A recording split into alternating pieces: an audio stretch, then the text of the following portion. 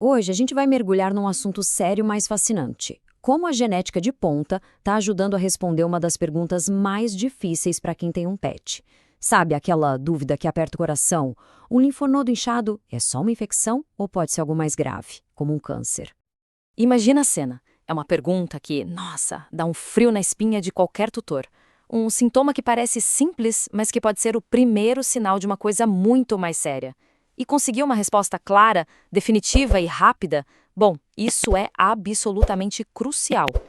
Para entender como a ciência consegue responder essa pergunta, a nossa conversa vai seguir um caminho bem lógico. Primeiro, a gente vai ver por que esse diagnóstico é tão complicado. Depois, vamos entender a biologia por trás do câncer e, finalmente, vamos conhecer as ferramentas moleculares incríveis que dão a clareza que os veterinários e os tutores tanto precisam.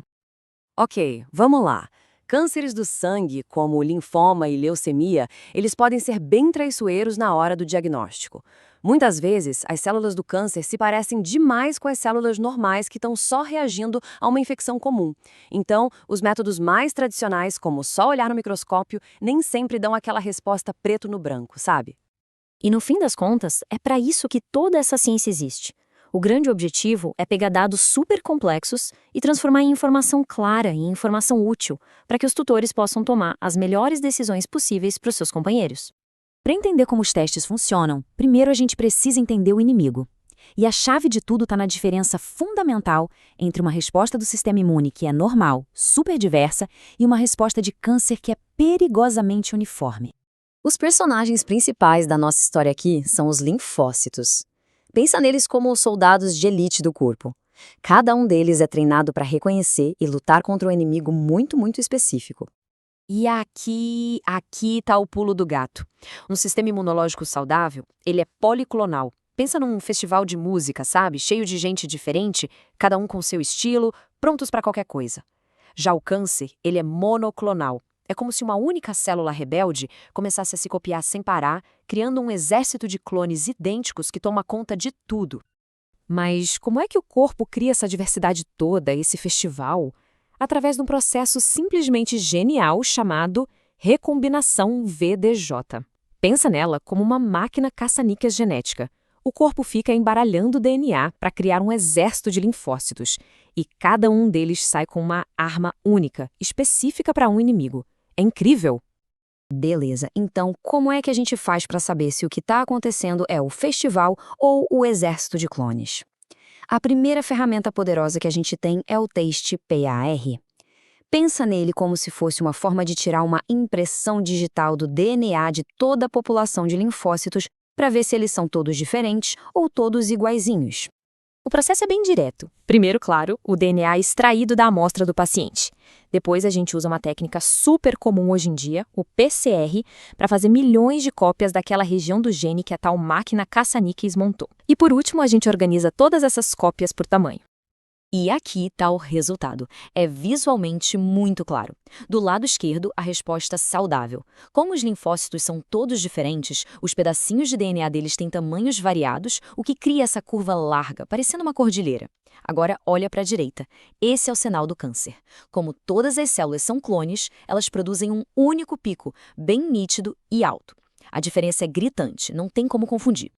Certo, então o par diz pra gente se existe um exército de clones. Mas agora a gente precisa de mais informação. Que tipo de soldado é esse que se rebelou? É aí que entra a nossa próxima ferramenta. A citometria de fluxo, ela é como um classificador de células super tecnológico. Imagina que cada tipo de célula do sistema imune usa um uniforme diferente, que é feito de proteínas específicas na sua superfície. Essa máquina incrível faz as células passarem em fila indiana por um laser e consegue identificar o uniforme de cada uma, contando milhares delas por segundo. E é assim que o resultado aparece pra gente. O mais impressionante aqui é que cada pontinho que a gente vê nesse gráfico é uma única célula.